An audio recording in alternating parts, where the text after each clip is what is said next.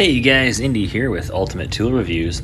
Well, I finally got a Makita battery that is giving me some issues here, so just want to go over some of the things that can cause issues with batteries, things of course not to do, and things that you can do to maybe help it out.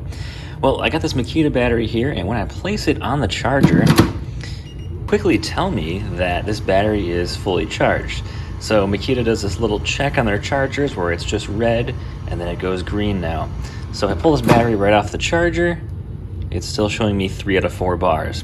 Of course, that's not fully charged, and whenever I use it now, it basically acts like a 3 or 4 amp hour battery. It doesn't actually give me like a full 5 amp hour runtime. So of course I know I have an issue with this battery now. What that can mean, that can be a few things. I've heard of being the internal chip in this going bad, maybe not able to read all the cells properly. But more commonly though, I've heard that it can be a few cells or even just 1 or 2 that are not properly charging, and they're just a different voltage, really a lower voltage than the rest of the cells in here. So in these batteries, there's 3 rows of cells in here, and of course that can cause you an issue with just one of those cells having a lower voltage in there. Now, one trick on these batteries that I like to use, if I'm trying to see if they're under warranty or not, and Makita says, just keep your receipts. If you buy your Makita at Home Depot, that's not too hard to do with the email receipts. It keeps track of all your dates for you too. But one thing that I asked the Makita rep was, I said, hey, is there a date code on these batteries? I kind of always assumed there was, just like DeWalt and Milwaukee have date codes on most of their stuff as well too. And he said, yes, it's pretty easy. What you do is you just check right here on the upper, let me try to zoom that in better, on that upper numbers there, that first 2 digits there is going to be your date code for the year. So that's pretty easy to find out. There isn't really a date code for the week, but that's just going to be your year. So this is a 2020 battery. I do still have the receipt from this one. I know which kit this came from, but let me show you another battery here too.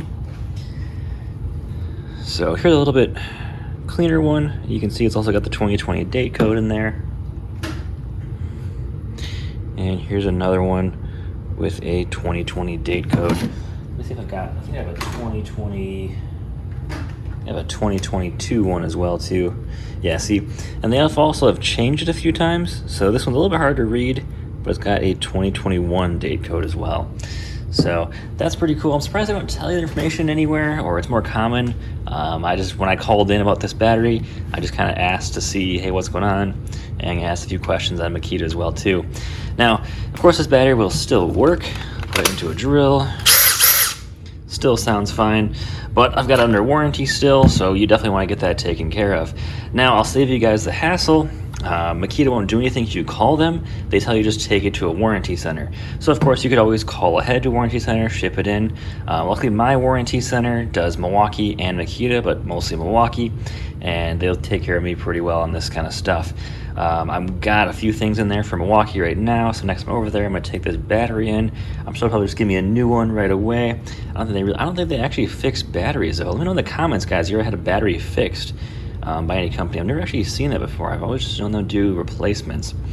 But I've had the same issue with some of the Milwaukee batteries. I don't know what it is about the Milwaukee batteries. It seems like anything above like 6 amp hour has more issue with this. I know there's some guys been complaining online about the flex volt batteries, about the 12s having that same issue as well too. They seemingly have like a 6 to 10 month lifespan in the 12s. Milwaukee 12s seem to be a bit better, but of course we all know the fiasco that happened with the Milwaukee 9s. They've got basically just an instant replacement on those to go to 8s, which is kind of interesting there. So of course, any brand can have issues. I'd probably say the most battery issues I have with any brand was probably DeWalt. I had a number of those batteries go bad on me. Just over the years of heavy use, that's always can happen. But from Makita though, I've actually got batteries that are really old that are still kicking just fine. This one's got a 2013 date code on it, and this one I use in like an SDS. I use it to sometimes mow the lawn, and this thing is still totally fine. Doesn't even have the charging port on there, or sorry, the fuel gauge on there at all.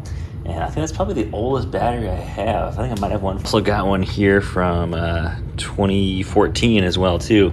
So 2 older batteries there, still doing just fine, of course. So But yeah, save yourself the time. Don't necessarily need to call into Makita. They're just going to direct you right to a service center.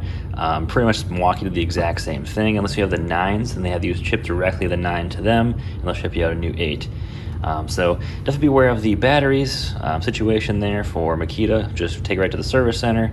Not a big deal. That'll save you some time of calling them up. Although I've never really waited too long on Makita's warranty call center. It's always been pretty quick, which I like that a lot. So, guys, don't try to jump this. I've seen some guys take these apart and you try to fix the cell that's kind of slightly under voltage. If it's under warranty still, just take it in.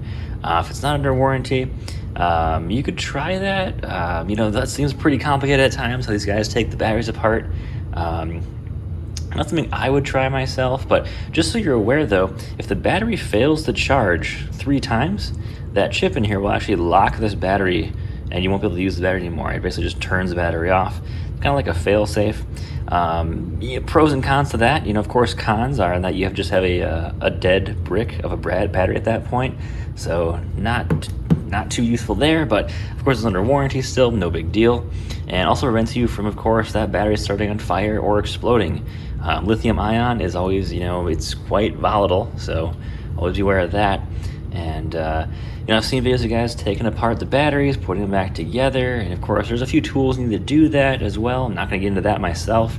I generally like to just buy a ton of batteries when I'm buying tools, and I like to replace them as they start failing. So not really too big of a deal. But other than that, guys, leave a comment below what you think. If you have any batteries go bad, and kind of there. Have a great day.